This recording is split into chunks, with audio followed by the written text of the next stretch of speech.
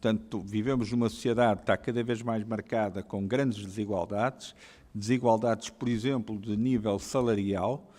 Sabemos hoje que em muitas empresas existe uma grande desigualdade entre o topo e os restantes trabalhadores das empresas, e respeitando o mercado, como sociais-democratas que somos, entendemos que compete ao Estado também intervir para eventualmente poder corrigir esse tipo de situações. Depois, não deixar agravar o fosso das desigualdades salariais entre homens e mulheres é também uma das preocupações destas reflexões que fizemos esta manhã. A que deveríamos e podemos associar também o combate à pobreza, principalmente a pobreza infantil. Uma em cada 5 pessoas em situação de pobreza é uma criança. E isto para nós tem um papel muito importante, porque significa ainda que há portugueses que não conseguem atingir níveis de estabilidade económica, emocional e social que garantam a tranquilidade e a coesão à nossa sociedade. Uma segunda ideia é aquela que tem a ver com responder à transformação tecnológica do trabalho. O trabalho está a alterar-se com a introdução da tecnologia. Encontramos claramente aqui já um debate entre a inteligência emocional e a inteligência artificial no nosso dia-a-dia. Isso implica também que olhemos para o paradigma do financiamento da segurança social de uma outra maneira. Portanto, ao lado da remuneração do trabalho, transferir uma parte da incidência dessa TSU, da massa salarial, para o chamado valor acrescentado líquido das empresas. Isto vai permitir estimular a criação de emprego, adaptar-nos à transformação que estamos a viver e, ao mesmo tempo, também acompanhar a mudança tecnológica das empresas e dos tempos do trabalho.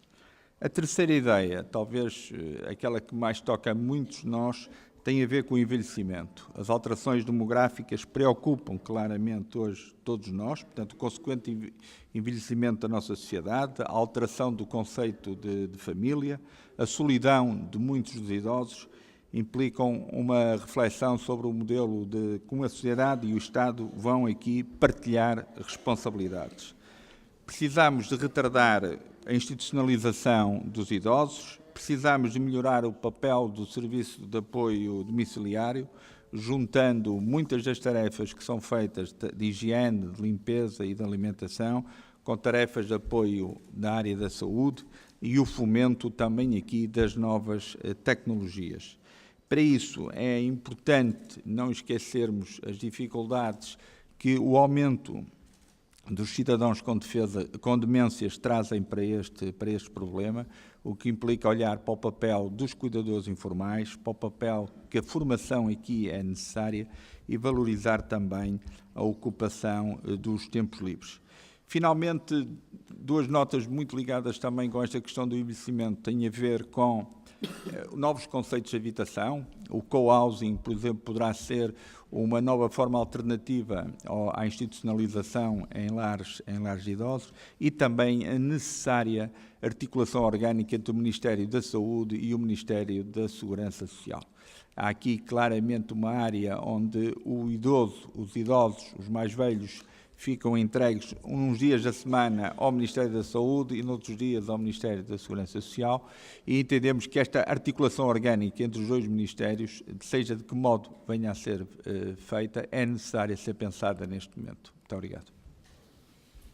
Vamos alterar um bocadinho isto, vamos passar já para, digamos, a secção da Agricultura, o João Paulo Gouveia, e depois fazem as perguntas a um ao outro no final, está bem? Porque o tempo agora aperta mesmo. Bem, então boa tarde a todos. Queria cumprimentar o nosso coordenador, cumprimentar todos os colegas. Enfim, nós de facto temos vindo a reunir por todo o país com um grupo vasto de pessoas e estamos preocupados efetivamente com a agricultura, com o território. Lembrar apenas que de facto a agricultura nos proporciona todos os dias uma alimentação que se quer segura.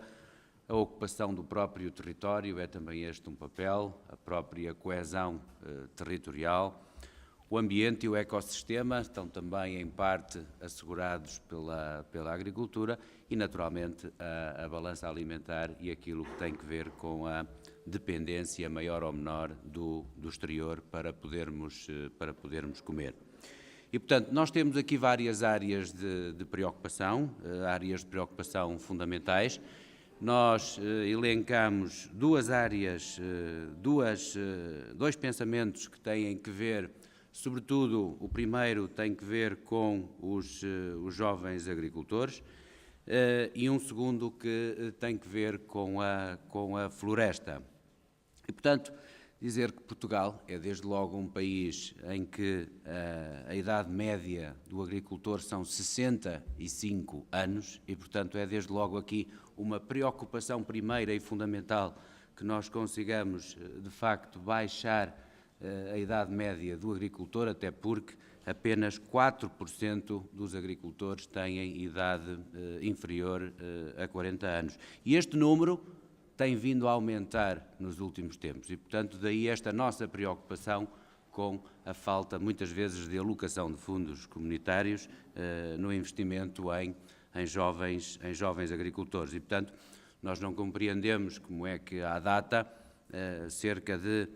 imaginem que cerca de 2/3 na última candidatura de todos os projetos dos jovens agricultores, por exemplo, em cerca de 2.500 projetos apresentados ao PDR 2020, cerca de 2.000 não foram sequer aprovados, exatamente por falta de dotação orçamental. E, portanto, para a robustez desta nova política, precisamos efetivamente de criar aqui um reforço que, nas ideias que ainda estão naturalmente em discussão, mas entre 15% a 20% daquilo que é o FEADER. E, portanto, dar aqui nota também que uma das preocupações que nós também temos tem que ver com o apoio à aquisição de terras, que não é previsto no atual quadro comunitário. Também, da mesma maneira, o apoio à aquisição de animais, que muitas vezes são importantes e fazem eles parte do investimento da exploração agrícola e acabam por não ser apoiados. Tal como uma linha de crédito com garantia pública, porque normalmente os jovens agricultores não têm histórico e desde logo os próprios bancos têm uma série de reticências a emprestar-lhes dinheiro. E, portanto, aqui uma linha de crédito com garantia pública. Depois dizer que, de alguma maneira, também nós entendemos que há um problema que tem que ver com a taxa de mortalidade ou com a taxa de abandono após os 5 anos de compromisso da instalação de um jovem agricultor. E, portanto, propomos, está em discussão esta ideia também, que é uma ideia de monitorização, uma ideia de aconselhamento, que acaba por ser uma espécie de mentoring, portanto, a mentorização daquilo que é o apoio, muitas vezes necessário para ajudar em termos estratégicos estes jovens agricultores que muitas vezes não têm a experiência necessária para a conclusão dos seus projetos. E, portanto, estes primeiros 2 minutos e meio tinham que ver com os jovens agricultores. Agora, sobre o segundo tema que nós entendemos que é decisivo e que é um tema querido a todos, até porque ele ocupa a grande parte do território de Portugal e tem que ver com a floresta. E, portanto, nós todos os verões, a própria comunicação social nos faz entrar pelas nossas casas a floresta e, portanto, os fogos florestais, que muitas vezes têm que ver desde já com aquilo que eu disse anteriormente, com a falta de ocupação do território, e dizer que nós precisamos de robustecer o apoio à componente produtiva da floresta. Dizer que nós temos cerca de 35% do território nacional é ocupado por floresta, mas acrescem 32% que são ocupados por matos e pastagens espontâneas. E, portanto, é de facto aqui um problema. Existem muitas terras abandonadas, existem muitas terras, muitas vezes com potencial silvícola, que não estão a ser usados, e pensamos nós que isto poderia ser melhorado desde que nós conseguíssemos robustecer o apoio à componente produtiva da floresta. E, portanto, pensamos que, de facto, é necessário alocar mais fundos, até porque nós estamos a perder cerca de 10 mil, reparem bem, cerca de 10 mil hectares por ano de floresta produtiva. Discutimos algumas ideias que têm que ver com o fomento daquilo que eu anteriormente referi e tem que ver com a recuperação, tem que ver com a melhor gestão. Como é que isto se faz?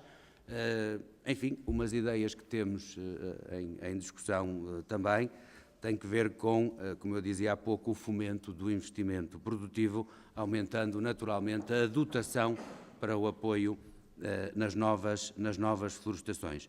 Nós não compreendemos como é que apenas 15% de todo o dinheiro que é destinado às florestas é alocado à produção. O resto é alocado, muitas vezes, à criação de infraestrutura e apenas à proteção. E por isso é que eu dizia há pouco que estamos a perder cerca de 10 mil hectares por ano.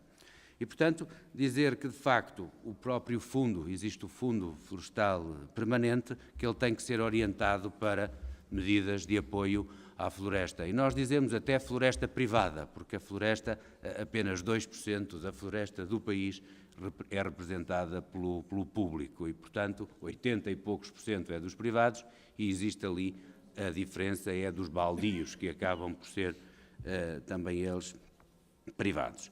Depois dizer que apoiar os agrupamentos de produtores e agrupar a floresta, porque de outra maneira é impossível fazer a gestão da nossa floresta. Nós temos um conjunto de ideias ainda em discussão e deixava aqui uma que nos parece fundamental, porque eu iria já terminar, dizer apenas o seguinte. Quando plantamos uma floresta, nós não concordamos com esta nova ideia, nomeadamente esta ideia que tem que ver com uma política proibicionista. Quando se fala em espécies de crescimento rápido, quando se proíbe liminarmente, por exemplo, o crescimento do pinheiro ou o crescimento do eucalipto, nós não concordamos com esta política proibicionista, porque, enfim, ela colide com os interesses, com todos os interesses até da administração e os interesses económicos e os interesses dos próprios proprietários. E por isso defendemos que deve haver nas plantações, defendemos que quando se planta uma floresta deve haver aquilo que nós designamos de bolsas de biodiversidade, ou seja, bolsas de espécies de crescimento lento, neste caso folhosas, que são elas próprias criadoras de biodiversidade e, por outro lado, acabam por ser corta-fogos. E, portanto, isto permite que, de alguma maneira, a floresta continue a ser rentável, mas que, ao mesmo tempo, também faça com que haja biodiversidade e que ela continue a ter estímulo económico. E, portanto, foram estas as principais ideias, muito mais temos, mas, no fundo, foram 5 minutos de ideias para a agricultura e para o desenvolvimento rural. Muito obrigado. Muito bem. Alguma pergunta? Vítor Matos. Foi muito genérico na sua apresentação. Se pode especificar melhor, por exemplo, como é que não se agrava o esforço entre homens e mulheres, portanto, presumo que seja as remunerações, se há uma política que condiciona as empresas a não ver uma diferença entre homens e mulheres, e depois se pode explicar melhor, isto que falou do financiamento da Segurança Social ser feito de outra maneira,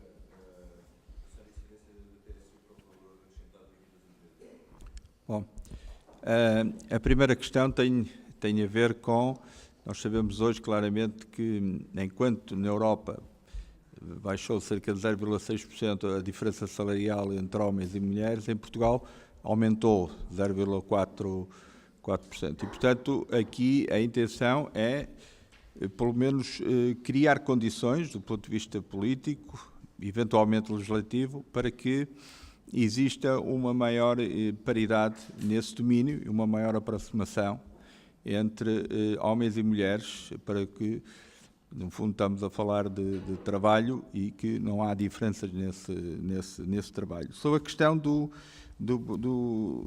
responder à transformação tecnológica do trabalho, isso tem muito a ver com a questão de que cada vez mais nós vemos reduções de postos de trabalho em determinadas áreas, pelas evoluções tecnológicas, e é natural que se tenha que estudar formas alternativas de tributação e que ela não assente só sobre o mercado e sobre a força de trabalho. E aí, portanto, no sentido de uma maior justiça social, esta preocupação com o valor acrescentado líquido das empresas, porque permite também que o capital possa acompanhar esta mudança tecnológica da nossa sociedade e, portanto, são ideias que foram hoje aqui discutidas e que, obviamente, vamos continuar a aprofundá-las ainda mais, necessitam de estudo e de maturação sobre esse domínio.